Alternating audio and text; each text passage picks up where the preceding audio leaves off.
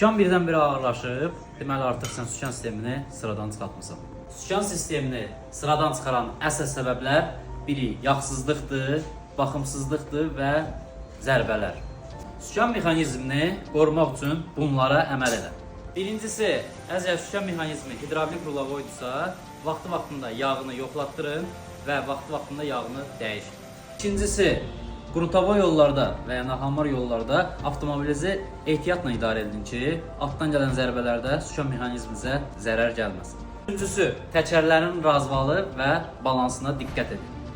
Dördüncüsü, avtomobilin mühərrik yağını dəyişəndə altına düşdüyü zaman pılnikləri, yəni sükan mexanizminin pılnikləri vaxtı-vaxtında yoxlatdırın. Ümumiyyətlə, avtomobili texniki baxış keçirin ki, bunlar cırıq olduğu halda içinə su, toz, torpaq girib sükan mexanizmini sıradan çıxarır.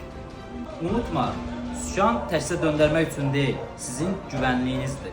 Qorumağa dəyər. Sona qədər izlədinizsə, izlədiyiniz üçün təşəkkürlər. Like qoyub, takip atmağı unutmayın və videonu paylaşın ki, bilməyənlər də agah olsun.